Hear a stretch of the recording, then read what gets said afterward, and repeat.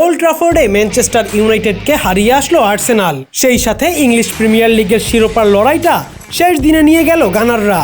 Mikel আর্তেতার দল আশাবাদী, এবার আর শিরোপা হাতছাড়া হবে না তাদের। তবে সেটার জন্য শেষ ম্যাচে নিজেদের কাজটা ঠিকঠাকভাবে করতে হবে এই ক্লাবটির। তবে গানারদের জন্য সবচেয়ে কঠিন কাজ বোধ হয় নগর প্রতিদ্বন্দ্বী টটেনহামের পক্ষে গলা ফাটানো।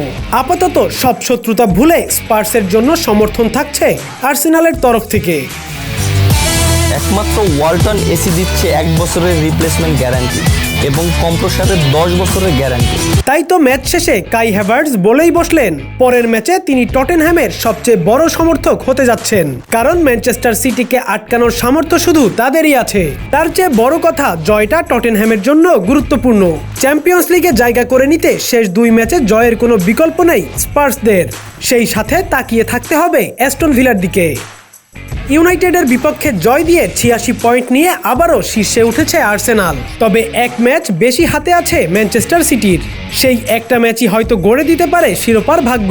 আপাতত 36 ম্যাচে 85 পয়েন্ট নিয়ে সিটি দ্বিতীয় স্থানে থাকলেও শীর্ষে থাকা আর্সেনালকে নিয়ে তাদের মাথা ঘামাতে হবে না যদি সিটিজেনরা ম্যাচ দুটো জিতে যায়। অন্যথায় পেপ গুয়ার্দিওয়ালাকে পড়তে হবে সমীকরণের মারপ্যাচে। আর্সেনাল শেষ ম্যাচে জিতলে আর সিটি কোনো এক ম্যাচে ড্র করে বসলে এখনকার অবস্থা অনুযায়ী আর্সেনালের হাতেই উঠবে শিরোপা, কারণ গোল ব্যবধানে এখনও গানাররাই এগিয়ে। সিটির 58 গোল ব্যবধানের বিপরীতে গানারদের গোল ব্যবধান 61।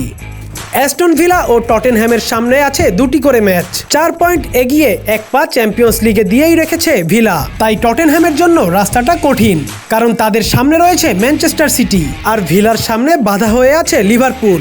শেষ দিকে এসে পা হরকালেও ইউর্গেন ক্লপকে যোগ্য সম্মান দিয়েই বিদায় দিতে চাইবে 3-এ থাকা লিভারপুল। তবে ভিলা পার্কে কিছু একটা করে দেখানোর আশা রাখতেই পারে উনাই এমেরির দল। আপাতত ভিলার 67 পয়েন্টের বিপরীতে টটেনহ্যামের পয়েন্ট 63। সেই সাথে গোল ব্যবধানেও 8 গোলে এগিয়ে ভিলা। স্পার্সদের তাই জয়ের পাশাপাশি তাকিয়ে থাকতে হবে লিভারপুল, ক্রিস্টাল প্যালেসের দিকেও।